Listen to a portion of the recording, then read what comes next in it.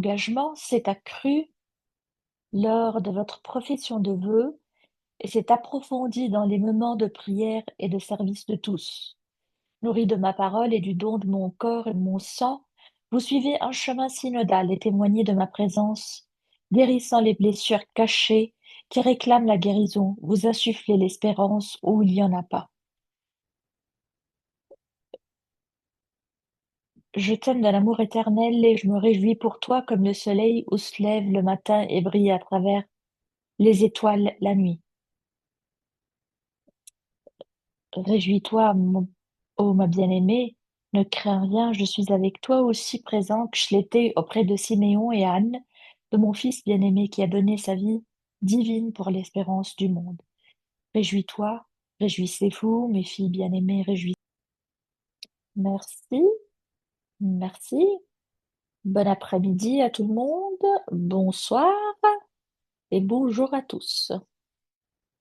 J'ai l'honneur d'être invitée pour vous adresser la parole. Je parle en tant que sœur qui a célébré son jubilé d'or l'année dernière. Donc, je suis dans la vie euh, consacrée depuis beaucoup de temps et je suis depuis des décennies en dialogue avec les religieuses depuis que j'ai commencé mes recherches. Donc, que je suis en train de partager avec vous exprime ma voix, mais aussi la voix de beaucoup de sœurs avec lesquelles j'ai travaillé dans l'ensemble du monde. Des voix de tous les continents et de toute catégorie de vie religieuse, de toute manifestation, de représentation de vie religieuse apostolique ou contemplative. Nous entrons dans une conversation continue, une conversation qui a commencé depuis plusieurs années. Je ne sais pas où, si, où vous vous trouvez, vous avez encore la crèche, pardon, dans votre maison parce que je crois fortement que Noël ne finit pas sinon après 40 jours et se conclut le 2 février. Donc, la fête de la purification, le 2 février, la purification de Jésus, le 2 février, est pour moi très importante. Et nous parlons ensemble aujourd'hui comme membre de Anatraste. Donc nous avons une figure centrale pour cette grande fête comme patronne de cette célébration. Je vais parler de la vie religieuse en soi, euh, ce qu'elle est, les orientations et le futur de la vie religieuse, mais je vais parler aussi des soins de certaines religieuses qui sont dans la phase finale de leur vie et de leur service au Seigneur. Des sœurs qui sont dans un espace, dans une dimension de diminution, de déclin. Et ceci représente la vie de beaucoup de religieuses dans le monde. Donc, ce que je vais dire de manière parallèle, d'une part, je parle des individus, des personnes que vous aimez, que vous soignez, desquelles vous êtes responsable, mais je vais parler aussi de la vie religieuse dans l'absolu, de manière théologique. Je vais partager mon écran avec vous.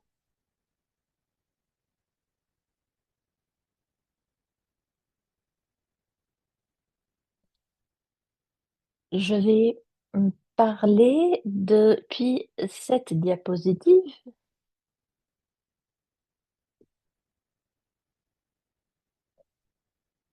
Le titre de cette présentation Les prophètes du futur, qui n'est pas le nôtre, la vie religieuse, soigner le passé pour reconstruire le futur.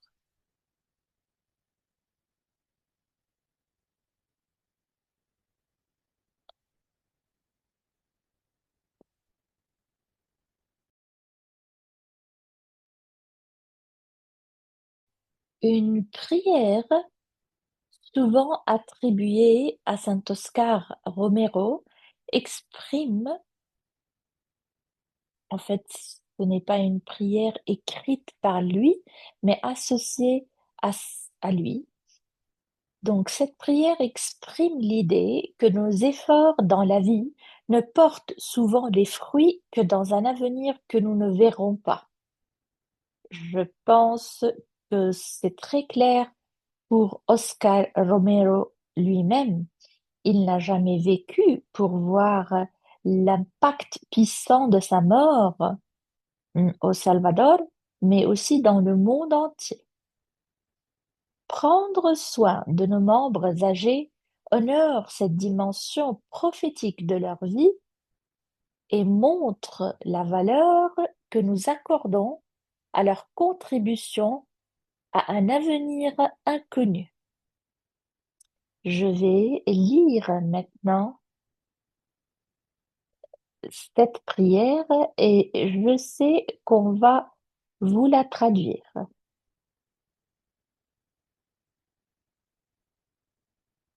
Il est parfois utile de prendre du recul et d'adopter une vision à long terme. Le royaume dépasse non seulement nos efforts, mais aussi notre vision. Au cours de notre vie, nous n'accomplissons qu'une infime partie de la magnifique entreprise qu'est l'œuvre de Dieu. Rien de ce que nous faisons n'est complet, ce qui revient à dire que le royaume nous dépasse toujours. Aucune déclaration ne dit tout ce qui pourrait être dit. Aucune prière n'exprime pleinement notre foi.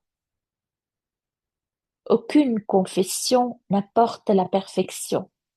Aucune visite pastorale n'apporte la plénitude. Aucun programme n'accomplit la mission de l'Église. Aucun ensemble d'objectifs et de buts ne couvre tout. C'est ce que nous faisons. Nous plantons les graines qui pousseront un jour. Nous arrosons les graines déjà plantées, sachant qu'elles sont porteuses d'avenir. Nous posons les fondations qui devront être développées. Nous fournissons le levain qui produit bien au-delà de nos capacités. Nous ne pouvons pas tout faire, et il y a une certaine libération à le réaliser. Cela nous permet de faire quelque chose et de le faire très bien. C'est peut-être incomplet, mais c'est un début, un pas sur le chemin, une occasion pour la grâce du Seigneur d'entrer et de faire le reste.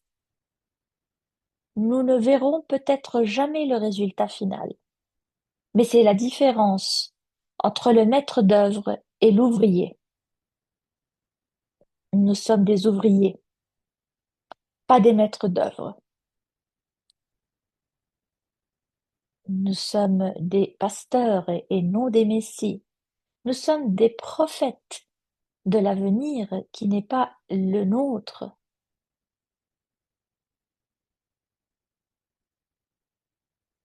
Je voudrais vous donner un instant pour voir les paroles, si vous pouvez les lire, et vous rappeler, retenir un mot qui vous a touché particulièrement.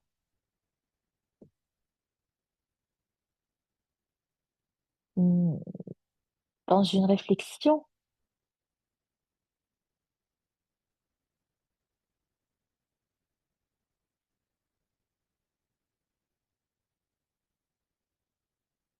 qui nous dit que même nos fondations, nos charismes, nos instituts sont le début du parcours où le Seigneur peut entrer et compléter le travail. Donc nous sommes les prophètes du futur, qui n'est pas le nôtre.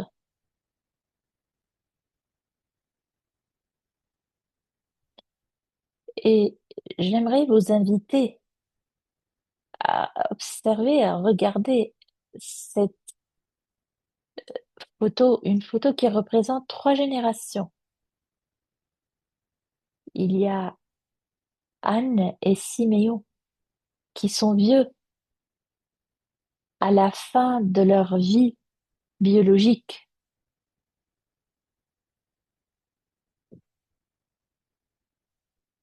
qui tiennent dans leurs bras Jésus, le nouveau-né, signe de promesse et du futur, et Joseph et Marie qui représentent le présent et qui sont au début de leur parcours de disciples et de découverte.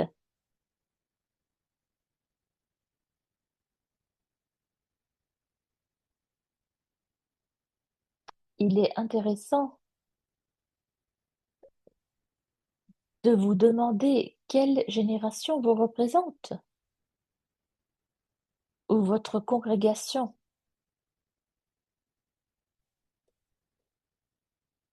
Je sais que dans ma congrégation et ma communauté, beaucoup de personnes sont de la génération de Siméon et Anne.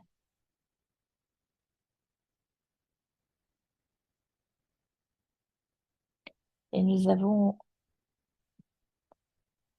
un nombre, petit nombre de la génération de Marie et Joseph et un peu, très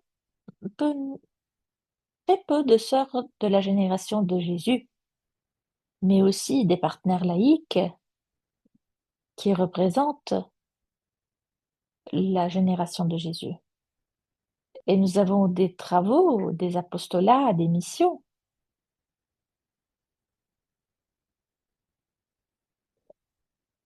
Donc, dans ces apostolats, euh, certaines sont dans leur phase fructueuse, d'autres, comme plutôt Siméon et Anne, à la fin de des fruits de leurs travaux. Donc, pour beaucoup de personnes, grandir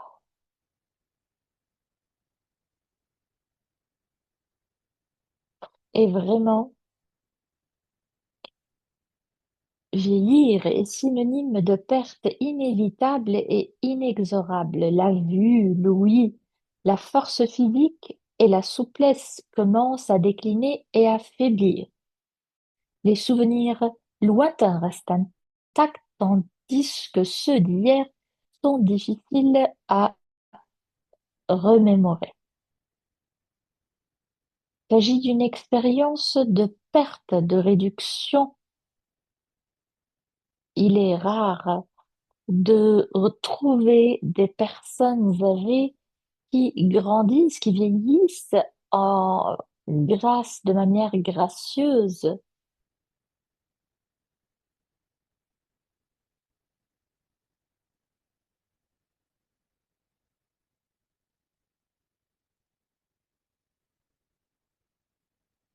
Les Juifs ont beaucoup perdu. Au cours des siècles qui ont précédé la naissance de Jésus, leur espérance et leur liturgie étaient principalement ciblées sur la mémoire. Souvenez-vous de ce que le Seigneur a fait. N'oubliez jamais les œuvres du Seigneur.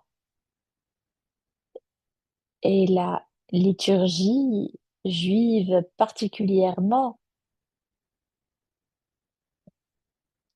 où le peuple qui n'avait pas d'espérance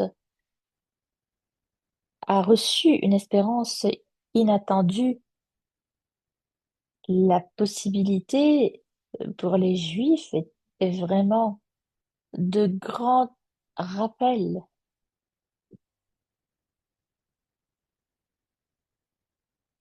Donc, si vous avez fait l'expérience de, des repas juifs, donc dans le temps de Jésus, l'espérance dans l'alliance avec Dieu était toujours présente, mais la plupart des gens s'étaient tournés vers d'autres formes de sécurité, ne croyant plus,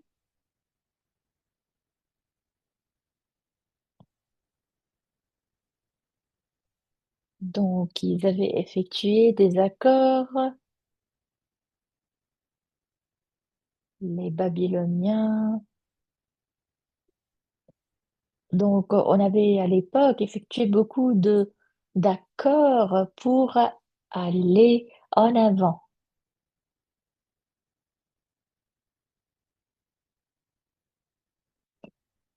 Donc, leur amour pour Yahvé qui les a sauvés de la servitude, de l'esclavage. Donc, et comme promis par les prophètes, le Messie viendra. Et si nous pensons à la vie religieuse aujourd'hui, je vis en Angleterre dans le 16e siècle. Le tiers des terrains en Angleterre étaient possédés par l'Église.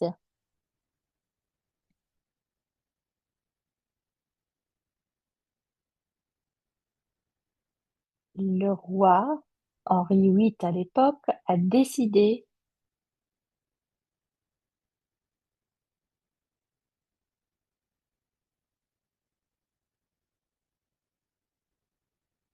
il voulait prendre les terrains des couvents, des abbés. Il voulait tout pour lui-même, comme maintenant le président Trump parle de Greenland, de prendre le Greenland parce qu'il veut rendre les États-Unis euh, euh, plus puissants. Et le roi Henri VIII a pris tout. Beaucoup de monastères étaient fermés, beaucoup de personnes religieuses étaient exécutées, beaucoup étaient envoyés en exil ou bien à vivre tout seul. Et beaucoup n'ont pas été maintenus, donc i- ils ont parfois été offerts aux amis du roi. Mon pays donc est plein de ces abbés délaissés. Peut-être ce n'est pas la situation dans votre pays, mais dans l'hémisphère nord, la vie religieuse se retrouve dans une situation très similaire, où beaucoup de congrégations sont en diminution, les institutions sont en train de disparaître, ou bien des apostolats, voilà, sont conclus, euh, ou ils sont pris par les gouvernements. Peut-être nous sommes à la fin de la forme de la vie religieuse dans la forme que nous avons reconnue et nous envisageons un avenir incertain, la mort étant la seule chose dont nous pouvons être sûrs. Ceci nous fait sentir que nous n'avons rien et c'est un sentiment partagé par beaucoup de religieux et religieuses, particulièrement qui les personnes se sont identifiées par leurs apostolats, leur travail, leurs tâches, leur mission, un sentiment de, de vide.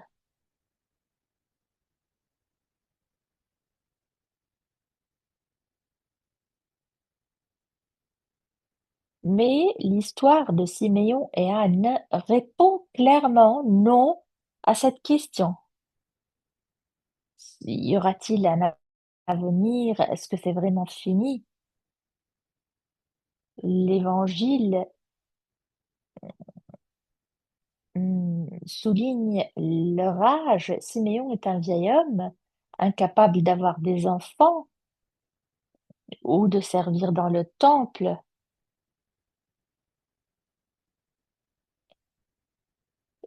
Anna a connu très peu d'années de mariage et de fécondité et est désormais veuve depuis des décennies.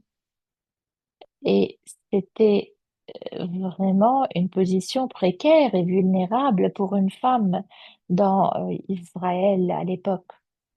Aucun d'eux n'avait d'espoir d'avenir tel qu'il l'avait imaginé. Des enfants, une famille, un héritage. Ils savent que Dieu a promis un avenir plein d'espérance, mais malgré leur fidèle service, il y a peu,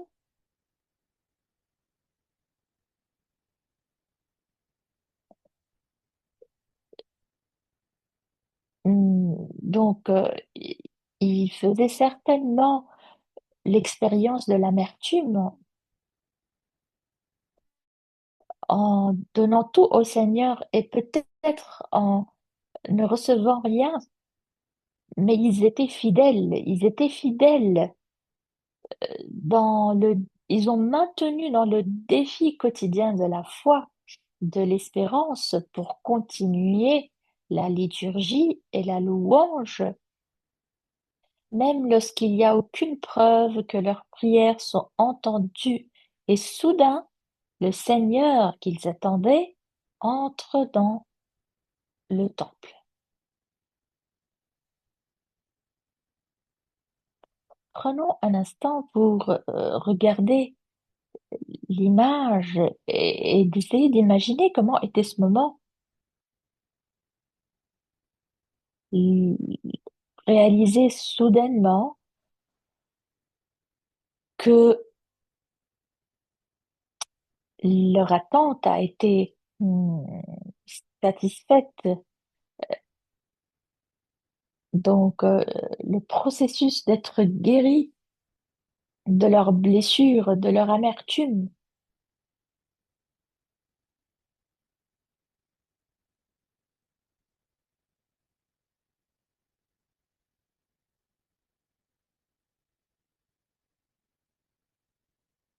c'est quelque chose que je dis aux congrégations qui sont en diminution, qui se sentent euh, vraiment en difficulté avec un nombre élevé de sœurs âgées. Notre vie religieuse et notre apostolat tel que nous les avons connus ne prennent pas fin parce que nous avons échoué, mais parce que nous avons réussi. Donc,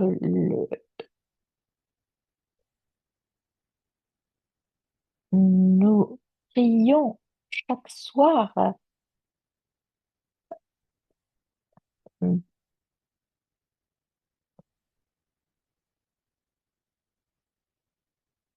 et le chant de Nunc Dimittis n'est pas un chant de désespoir, mais une reconnaissance. C'est un chant d'action de grâce.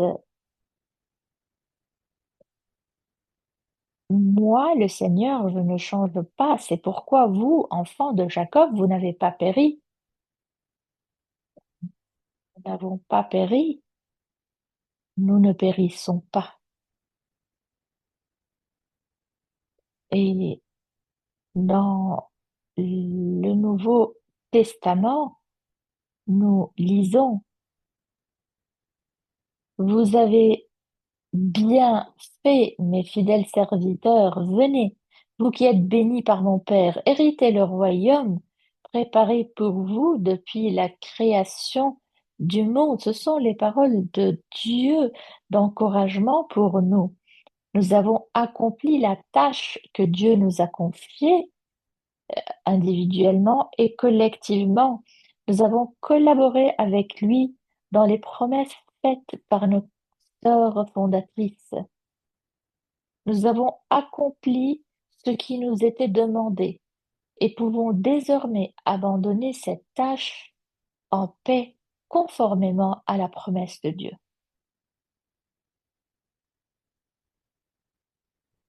Deux choses me touchent dans ces paroles de la Sainte Écriture et de l'image que je remets sur l'écran.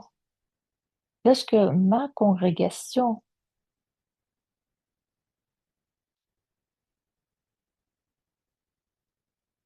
a été fondée en 1609 en Angleterre, personne n'avait jamais vu une religieuse femme. Personne en Angleterre avait vu une religieuse pour 70 ans.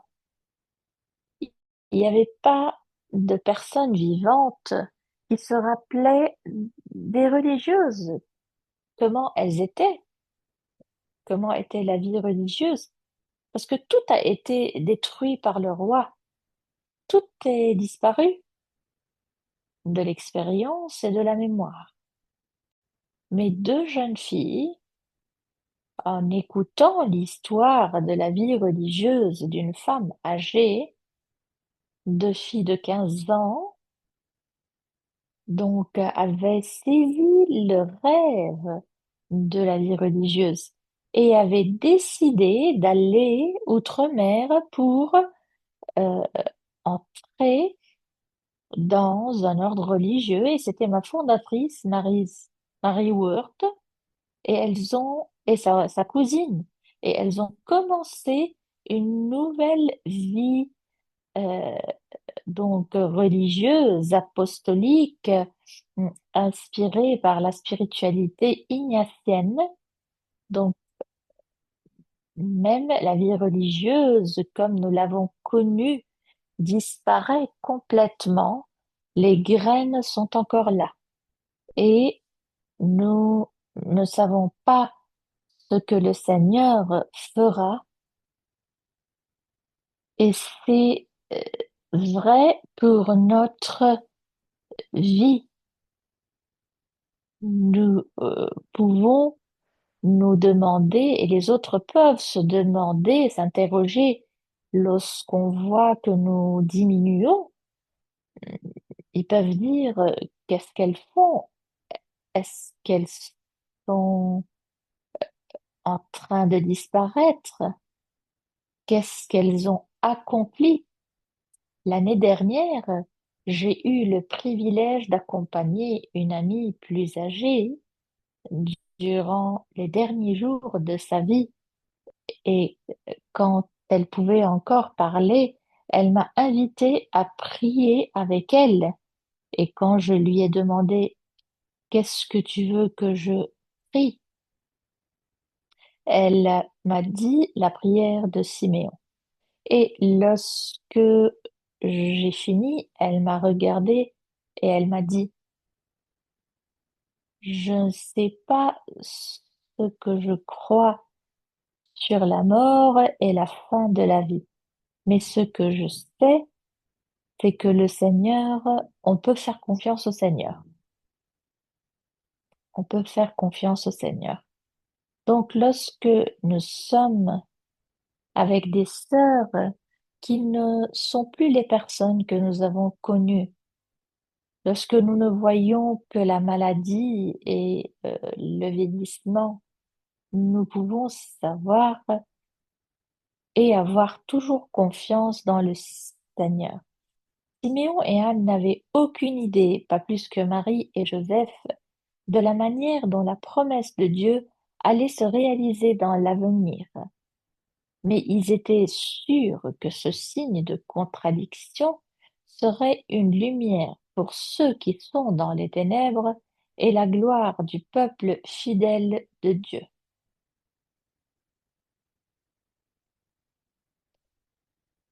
Dans le travail théologique, la théologie des vocations, euh, un théologien américain, Edward Honenberg, dit: «J'entends ma vocation dans l'harmonie entre le chemin qui s'ouvre devant moi et le mystère que je suis.» Celles d'entre vous qui sont hispanophones peut-être connaissent le travail ou les poésies de Antonio Machado. Il a un poème, il dit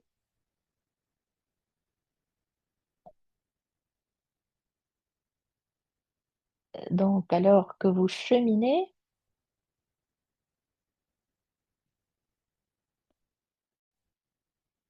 donc même si vous n'arrivez plus à cheminer ou bien à marcher, la vie continue devant nous parce que c'est un mystère et nous sommes dans le mystère. Mais notre vocation est dans l'harmonie sur notre parcours alors que nous continuons à cheminer avec espérance et en acceptant le mystère euh, en tant qu'individu et aussi collectivement. Nous savons que sur la route d'Emmaüs, le chemin d'Emmaüs, les disciples disent à Jésus: «Notre espérance était.» Donc, dans un temps passé, il y a une intensité dans le témoignage. Notre espérance était, mais, tout en pensant qu'ils étaient seulement deux, mais en fait, ils étaient trois. Mais ils ne reconnaissent pas la troisième personne. Et même lorsqu'il est apparu à eux, ils ne l'ont pas reconnu jusqu'au moment où ils rompent le pain. Et c'est de cette manière qu'il se rappelle ce qu'il avait fait la nuit de sa passion.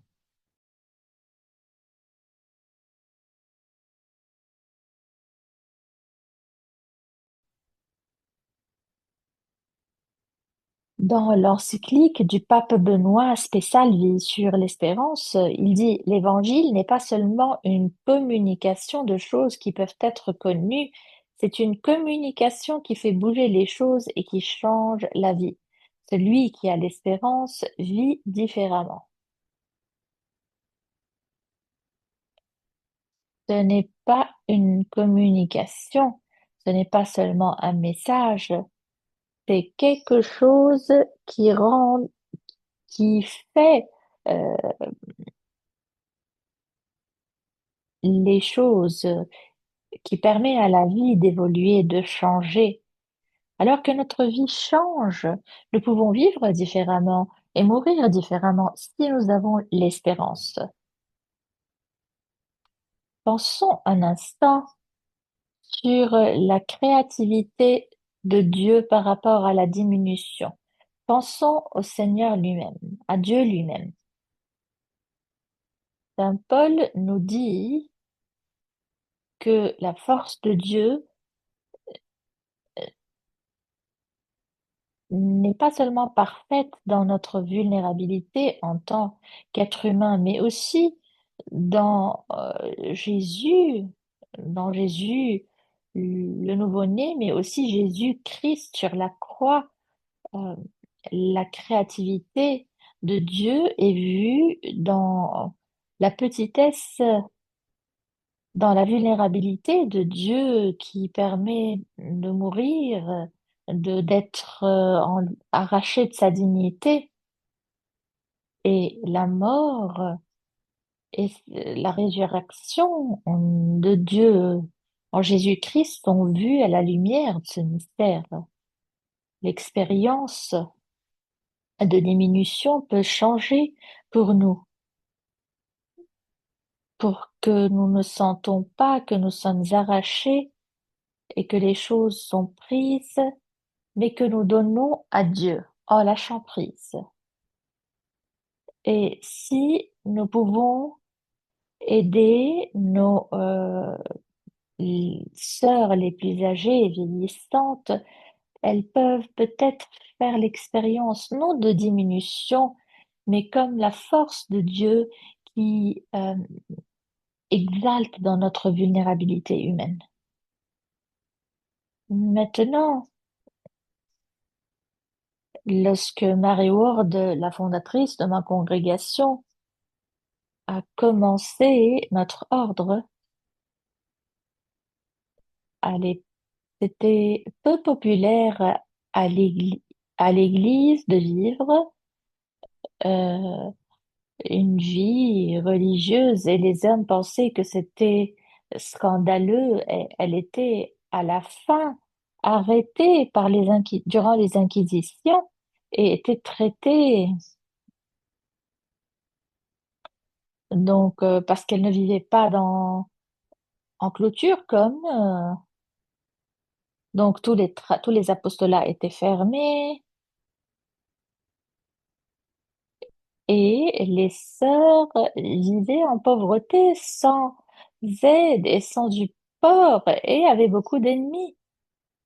Et elle avait écrit une lettre où elle dit: Restez fermement au service de Dieu jusqu'à la fin, et ne vous inquiétez pas de l'endroit où vous finirez votre vie, car peu importe que ce soit derrière une haie, dans un fossé ou dans votre lit, tant que vous restez fidèle,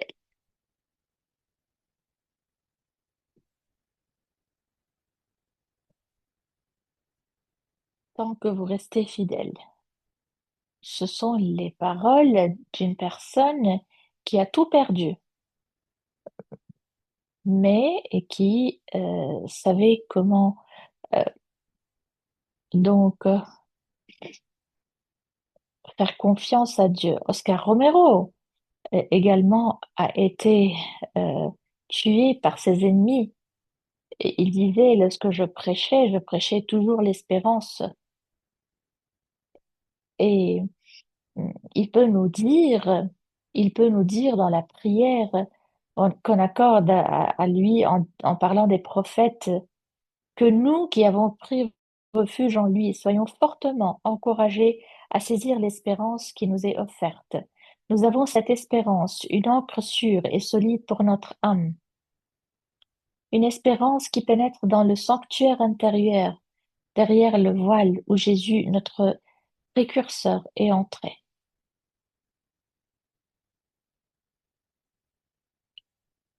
Une espérance qui entre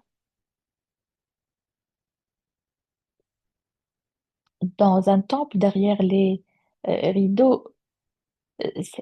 C'est la vie éternelle. Et c'est derrière les rideaux, dans le sens que nous ne voyons pas et nous ne savons pas. Mais ce que nous savons, c'est que Jésus est entré là avant nous. Donc, voici quelques réflexions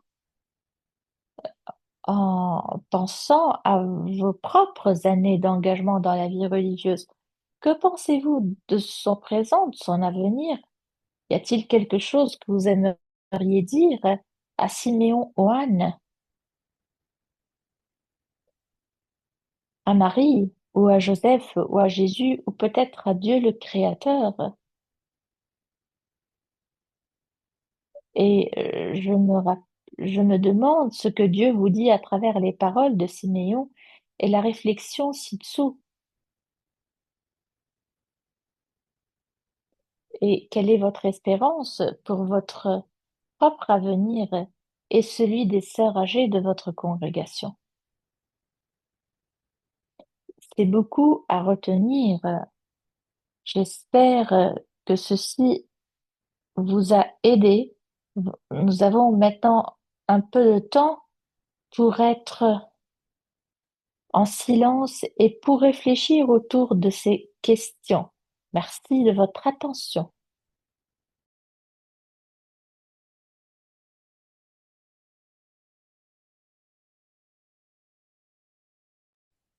Merci, sœur Gemma. Merci beaucoup de ce partage de grande inspiration.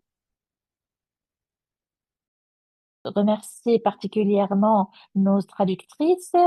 Sans elles, sans leur générosité, leur précision et leur attention, nous ne pouvons pas compléter ce travail. Je voudrais aussi remercier Gianluca pour son expertise en technologie et Myriam Di Bartolo.